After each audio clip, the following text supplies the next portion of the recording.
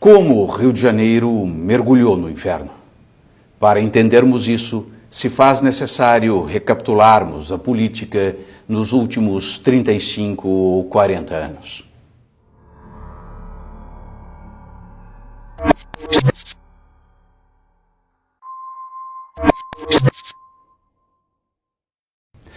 Para que este vídeo não reste quilométrico, vou me ater aos governadores. Certamente que os prefeitos e o governo federal tiveram, cada qual, a sua parcela de culpa, mas isto fica para outros vídeos. Comecemos por Brizola, a origem de todo o mal, o ovo da serpente. Esquerdista feroz, getulista radical, de personalidade autoritária e carismática, incompetente, demagogo e populista insuperável, Brizola foi uma hecatombe política. Os terríveis efeitos de seu socialismo moreno ainda hoje deterioram e danificam o nosso tecido social. Ele era cunhado de João Goulart, este, ao seu turno, ex-ministro de Getúlio Vargas, em 1953, e ex-presidente, entre 1961 e 1964, afastado pelos militares. Em suma, Brizola não era corrupto, mas a bandidolatria certamente começou com ele. É ali que o Comando Vermelho ganha musculatura. Além disso, Brizola não apenas deu o aval, como incentivou a desordem urbana e a favelização se alastrou dramaticamente. Para sintetizarmos o pensamento vigente, o pseudo-intelectual e dublê de antropólogo Darcy Ribeiro, então vice-governador, expunha sua visão de mundo. Favela não é problema, é solução. Ali foi o ponto de inflexão, pois a partir de Brizola o Rio de Janeiro nunca mais se recuperou. A metástase populista que necrosou a política fluminense teve continuidade. O bastão foi passado ao senhor Wellington Moreira Franco, que governou entre 1987 e 1991. Na juventude, Moreira Franco foi ligado aos comunistas da Ação Popular, grupo revolucionário de origem marxista-maoísta. Em 1969, Franco casou-se com Celina Vargas do Amaral Peixoto, neta de Getúlio Vargas e filha de Alzira Vargas do Amaral Peixoto e Hernani Amaral Peixoto. Amaral Peixoto foi interventor de Getúlio Vargas no antigo estado do Rio de Janeiro, de 1937 a 1945, e governador deste estado de 1951 a 1955. Cabe aqui lembrar que a cidade do Rio de Janeiro era a capital federal, o Distrito Federal, e o antigo estado do Rio tinha Niterói como capital. Com a criação de Brasília em 1960, a cidade do Rio de Janeiro se converte em Estado da Guanabara. Em 1974, o Estado da Guanabara e o antigo Estado do Rio de Janeiro sofrem uma fusão e a capital deste novo Estado passa a ser a cidade do Rio de Janeiro. Voltando ao Moreira Franco, sendo ele genro de Amaral Peixoto, chegar ao governo do Estado foi tarefa relativamente fácil. Amaral Peixoto e seu genro Moreira Franco encarnam o populismo de centro-esquerda, ao melhor estilo getulista. Paralelamente, do outro lado da Baía da Guanabara, Chagas Freitas governou o estado da Guanabara entre 1971 e 1975 e, após a fusão, foi governador do novo estado do Rio entre 1979 e 1983. Sintetizo a figura de Chagas Freitas dizendo que ele era a versão carioca do famoso governador paulista Adhemar de Barros, político que deu origem ao bordão "rouba, mas faz". Chagas Freitas consolidou seu domínio dentro do MDB guadamarino e, com a transformação do PMDB, dividiu o poder com Amaral Peixoto. Amaral Peixoto e Chagas Freitas deram forma, corpo e alma ao MDB, atual MDB de Eduardo Cunha, Pisciani, Sérgio Cabral, Pezão e Eduardo Paes.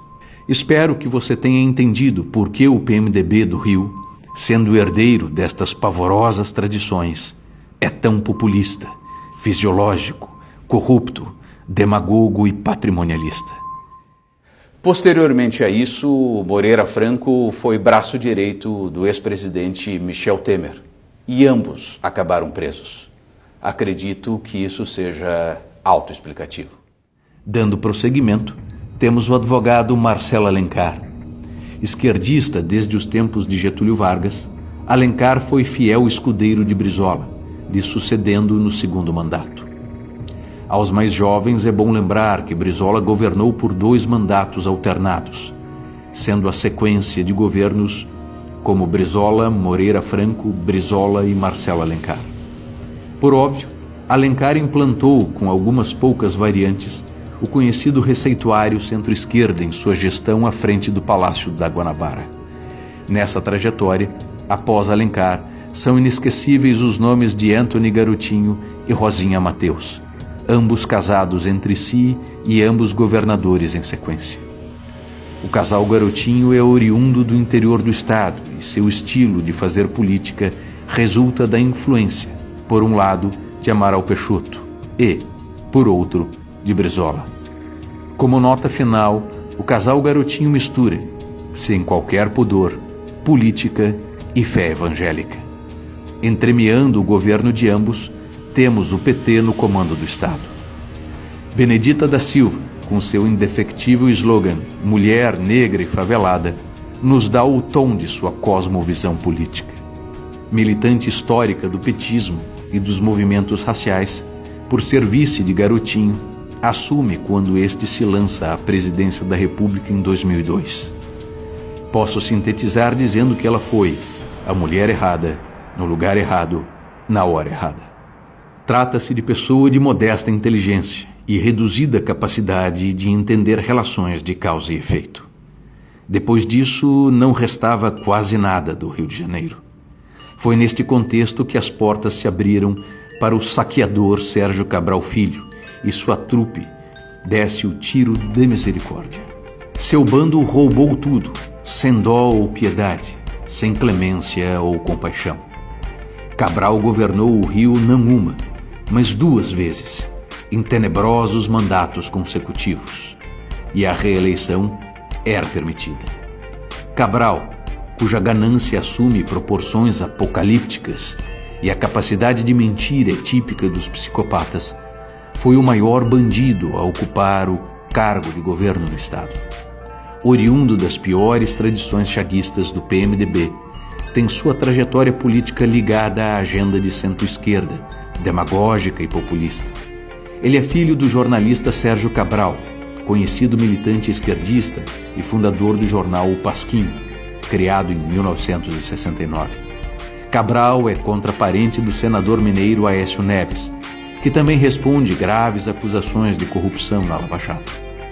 Aécio Neves, por sua vez, é sobrinho neto de Tancredo Neves, ex-ministro da Justiça durante o governo de Getúlio Vargas. Sempre o maldito Getúlio Vargas.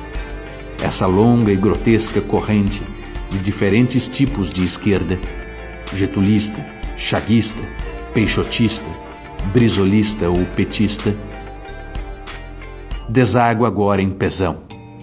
Pezão dispensa maiores comentários. Um homem de poucas qualidades. As poucas que possui estão muito bem escondidas. Em verdade, Pezão acabou preso pela Operação Lava Jato. Após tudo isso, quero crer que você tenha entendido como chegamos a este estado de calamidade. Como descemos ao inferno? Resposta. Como demonstrado, foram diversos tons de vermelho que nos fizeram mergulhar no inferno. Um último alerta. Tons ainda mais profundos de vermelho se apresentam ao debate e espreitam no horizonte. É preciso acordar antes que nossa descida ao inferno seja irreversível. Meu nome é Rodrigo Mesomo e eu espero você em nossos próximos episódios.